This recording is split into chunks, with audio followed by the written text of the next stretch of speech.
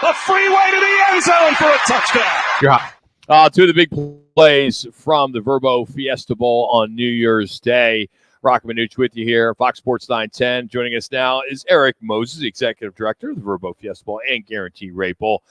Erik, I got to tell you, when Liberty put that 6 on in that first quarter, that David and Goliath was right there, man. I know the section I was sitting in was with all Liberty fans, and I could just feel it. They were like, "Oh, here we go," and then it kind of turned into a different direction. But how you doing, buddy?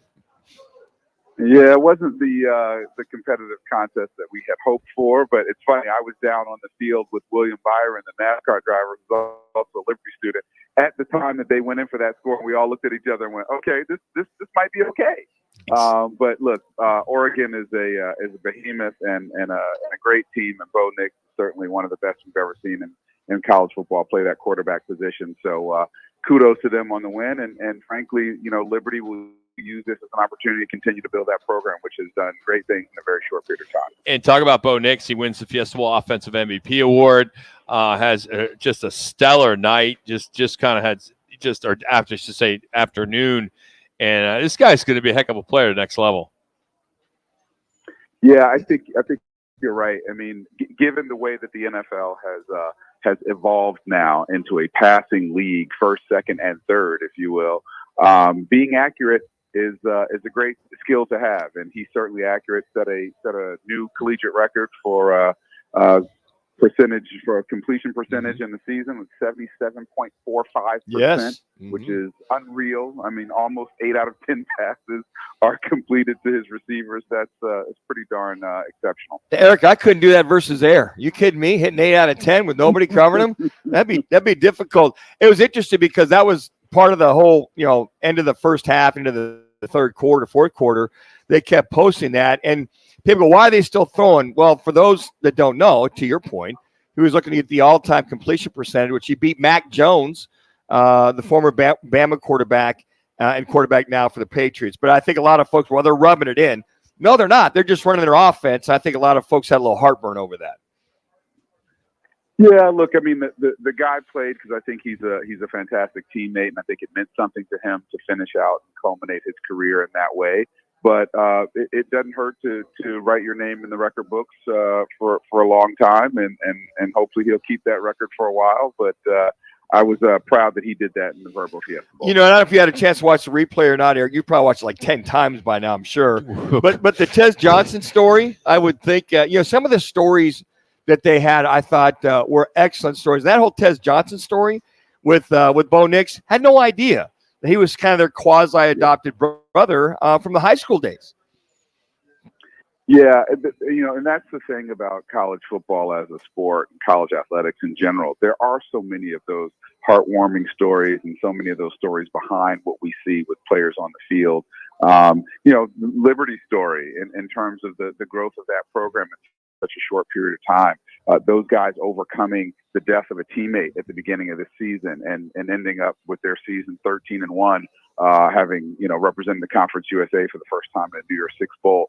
There's so many of those storylines out there, and I think it is what we love about college football. It makes us cheer maybe even a little bit harder for the young men who are playing that sport.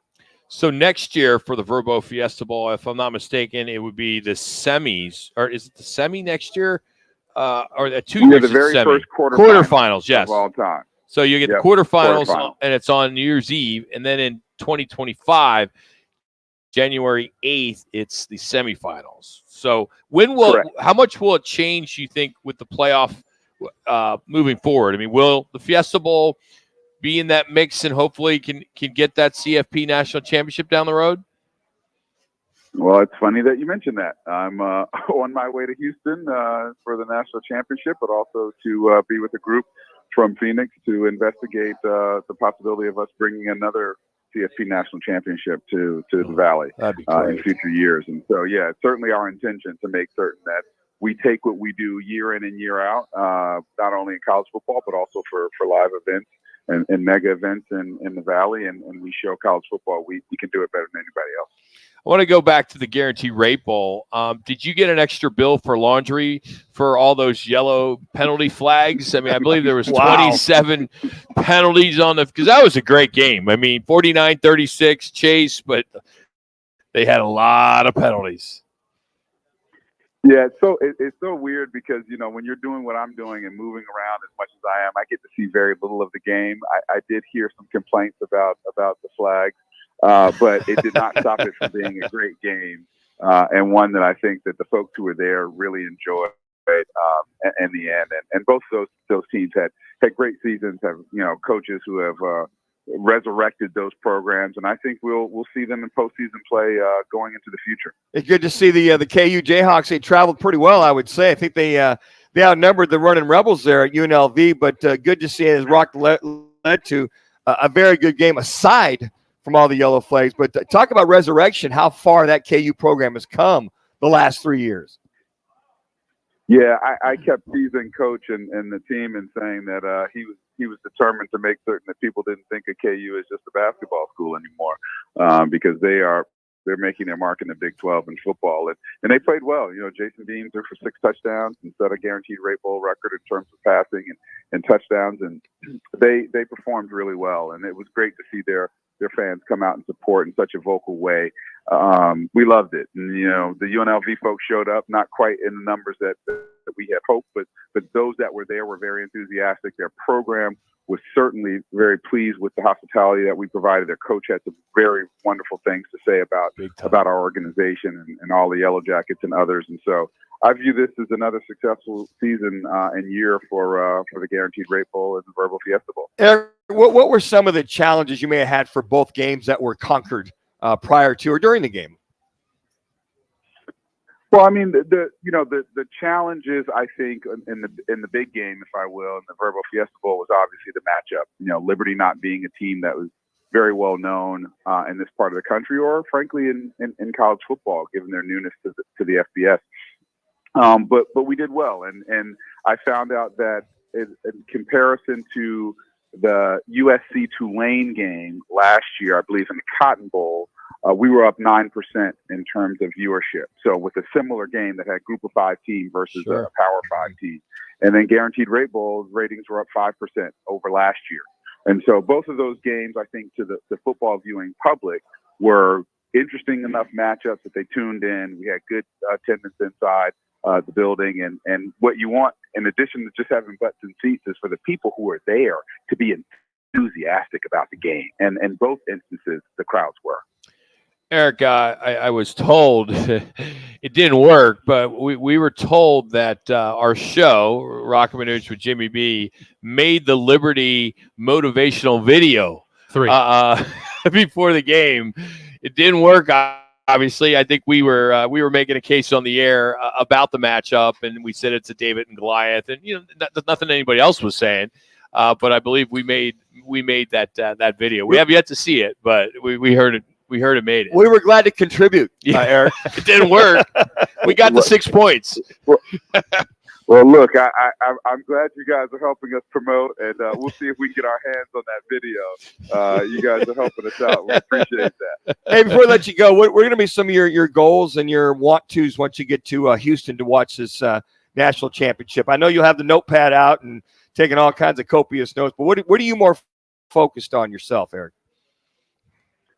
Really, I think it's always about the execution. It's always about how is the fan experience improved and enhanced.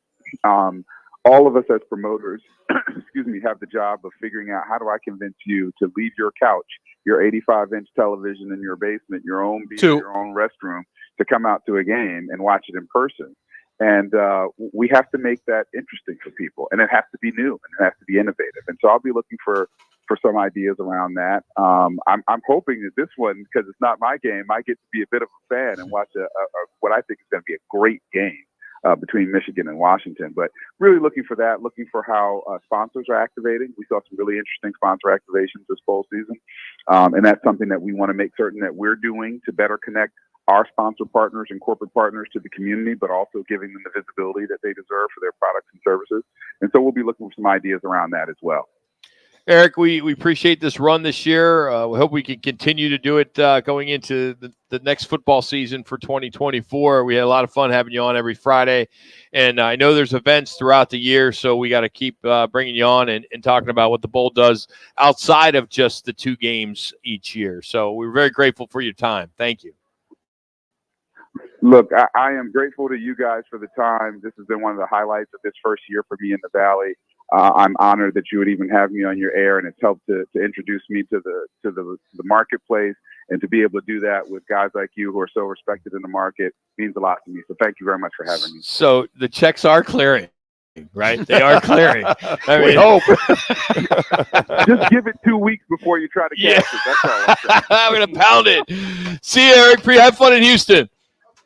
Thanks, guys. Erik Moses, the Executive Director, CEO of the Verbo Fiesta Bowl and Guaranteed Rate Bowl. Appreciate him taking some time as he wrapped up his first year as the ED for the Bowls. And new, fresh group of board members and volunteers will all start getting involved over the next few months and start preparing for this upcoming year. I mean, being a quarterfinal is big. Mhm. And, Sure. You know, with the Big 10, Big 12 partnership with the Guaranteed Rate Bowl, that's always going to be good. So it's going in the right direction. So hats off to him and his staff, what he's been able to do. Coming up, we'll